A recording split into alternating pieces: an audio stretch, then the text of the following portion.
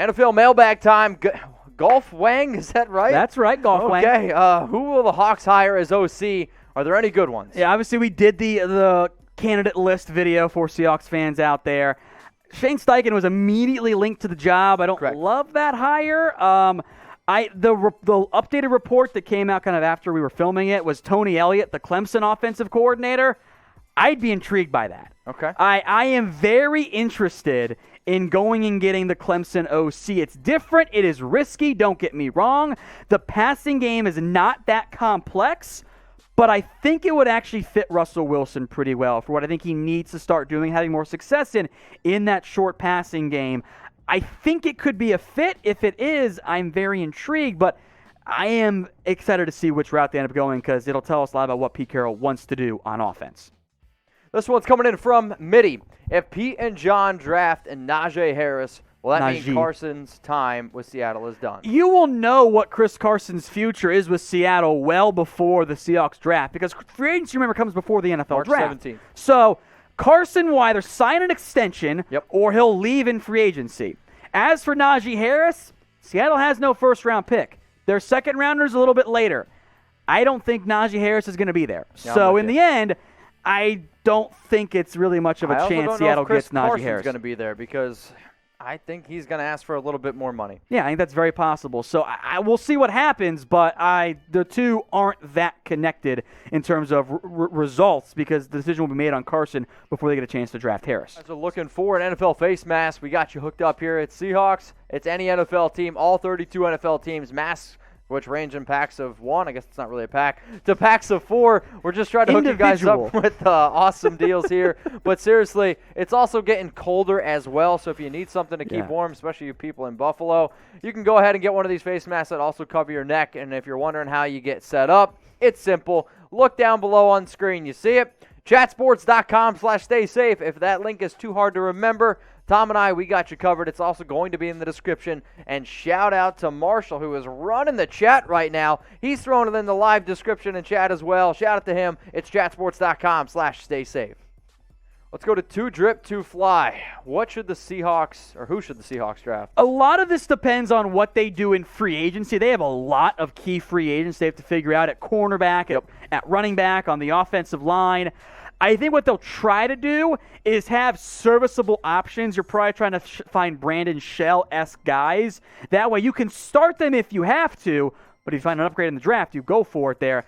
I would keep an eye out in particular for offensive line, interior in round 2 with their top pick.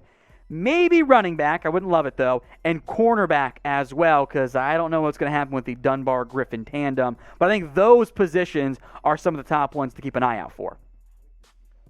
Well, quick hit you guys up. If you guys want more Seahawks news and rumors, youtube.com/SeahawksTV.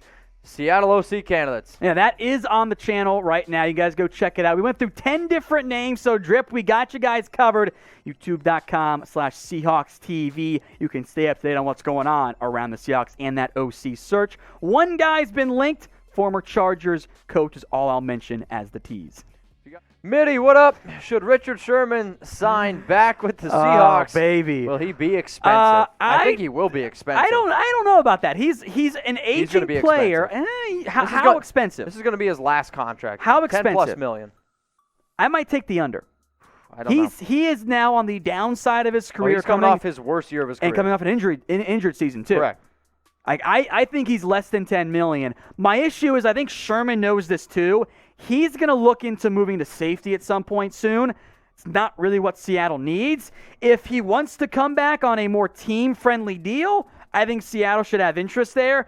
I'm not entirely sure how great that relationship is at the current moment. True. But if he's affordable for a team light on cap space, $10 million, you can't afford that. I think there should be some interest there from Seattle because he already knows the defense and the players and the coaching staff pretty well. It could make some sense.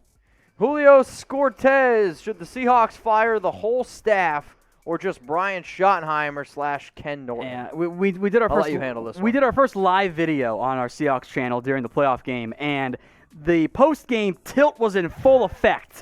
I saw fire Pete Carroll, blow it all up. They're not going to fire Pete Carroll. In reality, Carroll and Russell Wilson are sticking around, so you can't move on from those guys. Yep.